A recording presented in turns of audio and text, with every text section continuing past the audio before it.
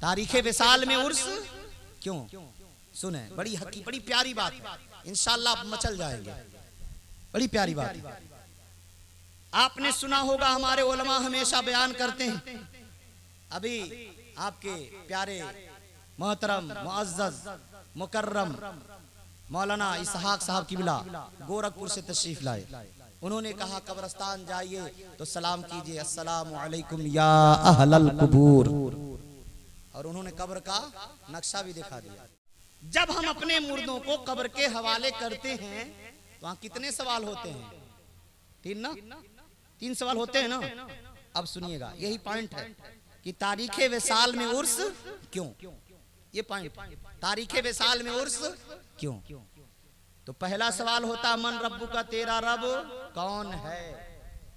Present में तेरा रब कौन है?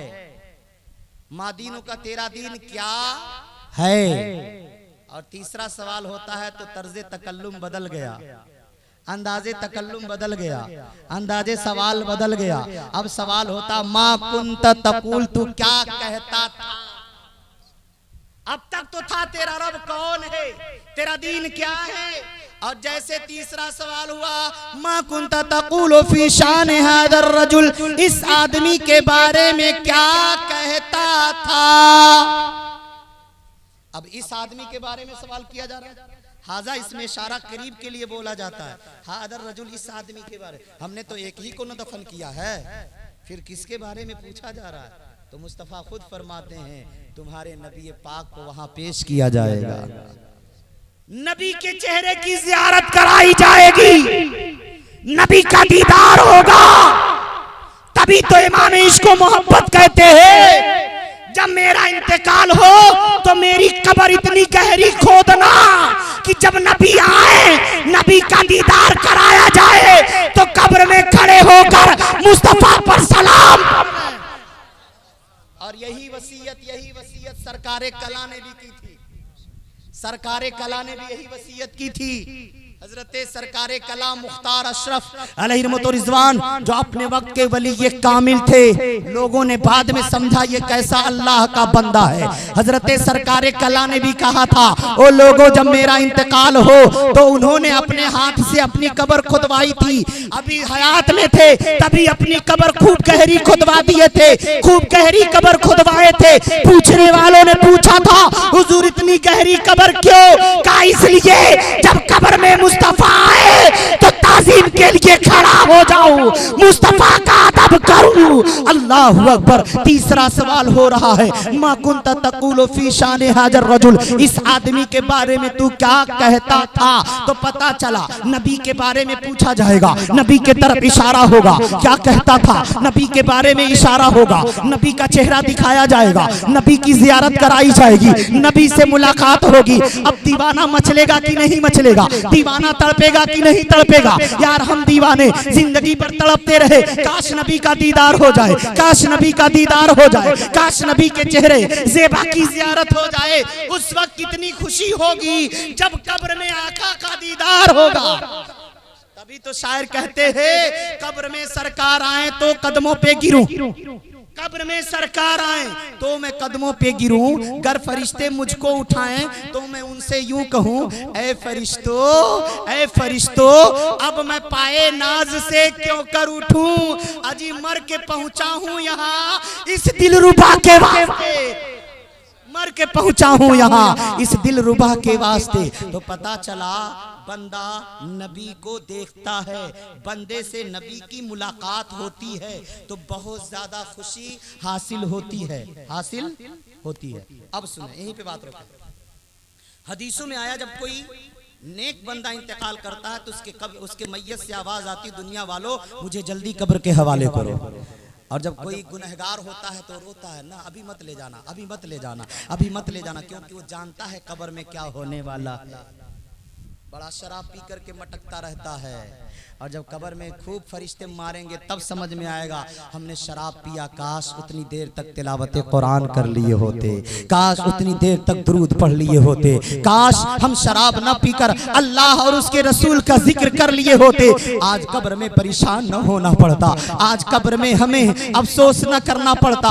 अरे यार, जब नेकों का इंतकाल होता है तो लाश से आवाज आती है, ओ दुनिया वालों जल्द से जल्द मुझे कब्र के हवाले करो। और शायर नक्शा भी खींचता है, मुझको दफन करने में देर क्यों लगाते हो, मुझको दफन करने में देर क्यों लगाते हो, मुझको दफन करने में देर क्यों लगाते हो।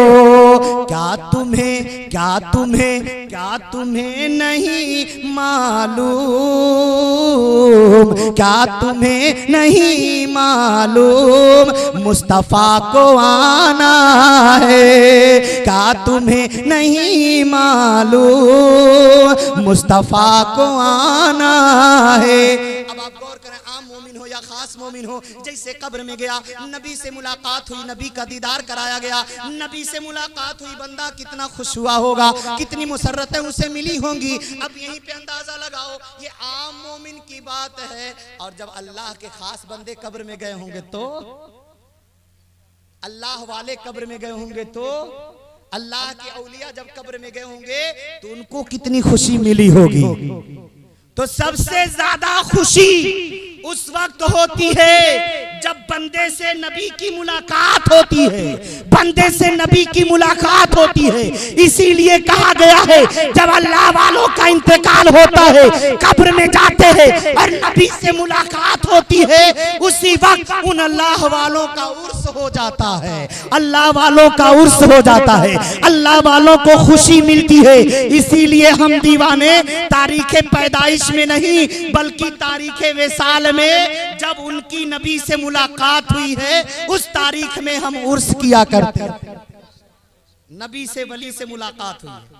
और सुने, अब अल्लाह वालों के मज़ारात मरजाए खलाइक क्यों है, दुआ होने की, दुआ कबूल होने की जगह क्यों है, वो बाबरकत क्यों है। आपने ये भी सुना होगा, मैंने अपने वालिद गिरामी हजरत अल्लामा अलहाज हशमत अली रज़वी मद्दाजिलहुल आली व नूरानी से दौरान तालिब इल्मी में एक सवाल किया था, अब्बा जान एक बात बताएं। कहा बेटा को क्या बात है। कहा मैंने हुजूर मैं देखता हूं कि जब हाजी लोग हज करने जाते हैं तो अरफात में बहुत ज़बरदस्त दुआ होती है, क्या सच है। कहा पढ़े नहीं हो क्या। मैंने कहा पढ़े तो हैं, आप तो गए हैं ना, 2-2 बार गए, इसलिए आपसे पूछ रहा हूँ। कहा बेटा बात दरअसल ये है ना, अरफात में खास करके दुआएं हाजी लोग इसलिए मांगते हैं कि वो बहुत मुबारक जगह है, बड़ी मुतबर्रक जगह है। हमने कहा क्यों मुतबर्रक है। खाने काबा भी तो मुतबर्रक है, मिज़ाब भी तो मुतबर्रक है, हतीम भी तो मुतबर्रक है, मुज़दलिफा भी तो मुतबर्रक है, मीना भी तो मुतबर्रक है। मेरे अब्बा हुजूर अरफात ही में खास करके दुआ क्यों।